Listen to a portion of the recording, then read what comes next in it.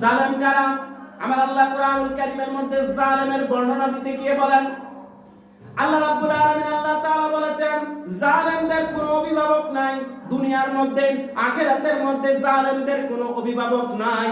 যারা মানুষকে অন্যায় কারণে অত্যাচার করে, যারা মানুষকে অন্যায়ভাবে, যারা মানুষকে অর্বাচীনরা, যারা মানুষকে অন্যায়ভাবে মানুষের উপর জুলুম করে, আল্লাহ বলেছেন তারা আর দুনিয়া এবং আখিরাতের মধ্যে, যদিও দুনিয়ার মধ্যে আইনের ফাঁক ফাঁক করে, তারা জালেম হয়ে তারা যদি সুযোগ সুবিধা গ্রহণ করে, ওয়া মান ইয়াতাওয়াল্লাহুম, আর মিনকুম, তোমাদের মধ্যে যারা আমার কোরআনের আয়াতকে অস্বীকার করো, তাহলে জেনে রাখো ফাউলাইকা হুমুস সালিমুন, তাহলে তারাই জালেমদের অন্তর্ভুক্ত হয়ে গেলে। বলেন নাউজুবিল্লাহ।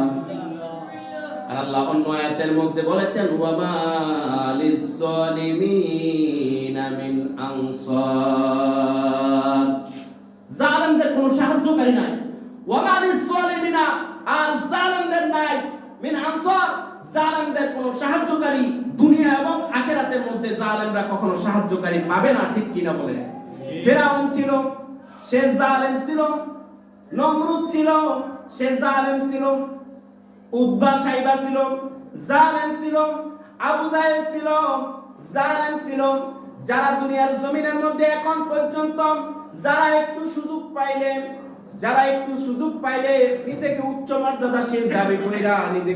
মর্যাদাশীল দাবি কইরা যারা অত্যাচার করে মানুষের মধ্যে, আল্লাহ রাব্বুল আলামিন আল্লাহ তাআলা বলেছে তারা আমার আয়াতকে অস্বীকার করেছে। হে পৃথিবীর মানুষেরা, তোমরা জেনে রাখো ওয়া মা লিজ-জালিমিনা মিন আনসার, জালেমদের কোন পৃথিবীর মধ্যে কোনো সাহায্যকারী থাকবে না। ঠিক কি না?